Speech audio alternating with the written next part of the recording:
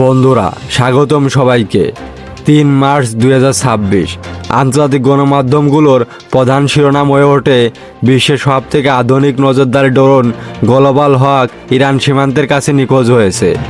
এই খবর ছড়িয়ে পড়ার পর থেকেই চারদিকে আলোচনার ঝড় ওঠে, কারণ বিশ্বের সবথেকে আধুনিক একটা ড্রোন কীভাবে নিখোঁজ হতে পারে। এটা কোনো ছোটোখাটো ড্রোন নয়, এই ড্রোনটা ছোট একটা প্লেনের সমান, এর ওজন ৭ টনের কাছাকাছি। এর একটা ড্রোনের দাম প্রায় $220 মিলিয়ন বেশি। তাহলে এত উন্নত একটা ড্রোন কিভাবে হঠাৎ নিখোঁজ হয়ে গেল, তাও আশেপাশে আমেরিকার এত সামরিক টহল থাকার পরও।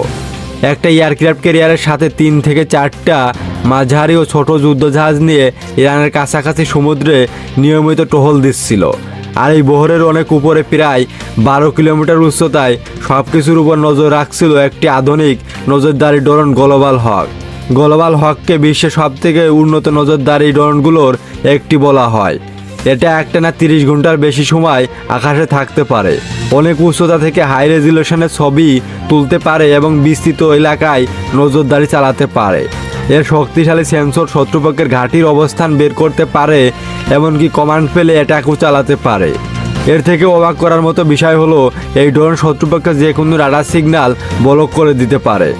কোনোভাবে যদি একবার শত্রু দেশগুলো একে অন্যের সাথে যোগাযোগ করে, এই ড্রোন সেটি সঙ্গে সঙ্গে শনাক্ত করে ফেলে, তারপর সেই তথ্য সরাসরি মিলিটারি হেডকোয়ার্টারে পাঠিয়ে দেয়।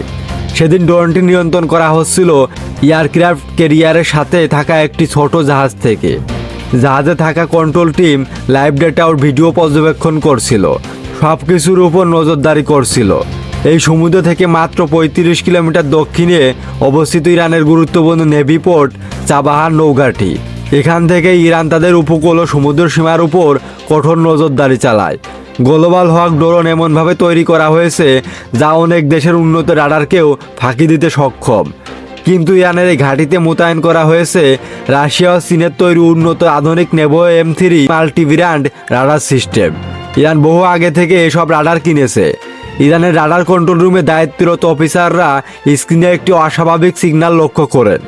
দীর্ঘক্ষণ পর্যবেক্ষণের পর ইরানের রাডার কন্ট্রোল রুমে থাকা অফিসাররা বুঝতে পারলেন এটি কোনো অজানা উড়ন্ত কিছু, যা তাদের কয়েক কিলোমিটার উপরে আকাশে থাকা এক জায়গায় বারবার ঘুরপাক খাচ্ছে। ইরান সরাসরি পদক্ষেপ নেওয়ার আগেই বিষয়টি খতিয়ে দেখার জন্য একটি ফাইটার জেট MiG-29 পাঠায়। এগুলো রাশিয়ার তৈরি যুদ্ধবিমান এবং ছোট আকারের হলেও অসম্ভব দ্রুত গতি সম্পূর্ণ। কিন্তু সমস্যা হলো ড্রোনটি যে উচ্চতায় অবস্থান করছিল সে অবস্থায় বিমানটি পৌঁছাতে পারছিল না। ফলে জেটটি কাছাকাছি গিয়েও ড্রোনের উচ্চতায় উঠতে ব্যর্থ হয় এবং ফিরে আসে।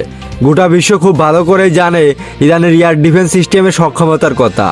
ইরানের রাডার কন্ট্রোল রুম থেকে সরাসরি S-300 সিরিজের এয়ার ডিফেন্স সিস্টেম সক্রিয় করার নির্দেশ দেওয়া হয়।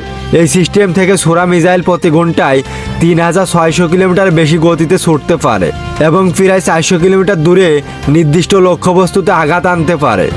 ডিফেন্স সিস্টেম থেকে একটি মিসাইল নির্দিষ্ট টার্গেটের দিকে ছুটে যায়। জাহাজে থাকা ড্রোনের অপারেটররা যখন বিষয়টি বুঝতে পারেন, তারা সেটিকে দ্রুত সরিয়ে আনার চেষ্টা করেন। কিন্তু ড্রোনটি দেখতে বিশাল হলেও এর গতি তুলনামূলক কম, মাত্র 570 কিলোমিটার প্রতি ঘন্টা। মিসাইলের গতির তুলনায় এর গতি খুবই কম, অর্থাৎ গতির দিক থেকে ড্রোনটির পক্ষে মিসাইলকে এড়িয়ে যাওয়া খুবই কঠিন। রাডার কন্ট্রোল রুমে থাকা অফিসাররা স্ক্রিনে চোখ রেখে পরিস্থিতি পর্যবেক্ষণ করছিলেন। কয়েক সেকেন্ড পর স্ক্রিনে দেখা যায় অস্বাভাবিক সিগন্যাল হঠাৎ অদৃশ্য হয়ে যায়। এই ঘটনার পর আন্তর্জাতিক গণমাধ্যম ও সামাজিক যোগাযোগ মাধ্যমে ব্যাপক আলোচনা শুরু হয়। ইরান বারবারই বলে আসছে তাদের আকাশসীমায় কোনো বিদেশি যান প্রবেশ করলে তা কঠোরভাবে প্রতিহত করা হবে। এই ঘটনার পর থেকে সবথেকে বড় প্রশ্ন রয়ে গেছে, ড্রোনটি সত্যি নিখোঁজ হয়েছে নাকি কেবল যোগাযোগ বিচ্ছিন্ন হয়েছে। যদি এটি মাটিতে নামিয়ে আনা হয়ে থাকে তাহলে সেটি একটি বড় বার্তা, আর যদি এটি শুধু সিগন্যাল হারিয়ে থাকে তাহলে সেটিও কম অবাক করার মতো নয়। যাই ঘটুক না কেন, এই ঘটনা একটি বিষয় স্পষ্ট করে দেয়, মধ্যপ্রাচ্যের আকাশে এখন শুধু বিমান নয়, প্রযুক্তিরও প্রতিযোগিতা চলছে। উন্নত রাডার, স্যাটেলাইট সহায়তা, আধুনিক যুদ্ধ ব্যবস্থা এবং দূরপাল্লার প্রতিরক্ষা সিস্টেম সব মিলিয়ে এটি প্রযুক্তিগত সক্ষমতার এক জটিল সংস্করণ।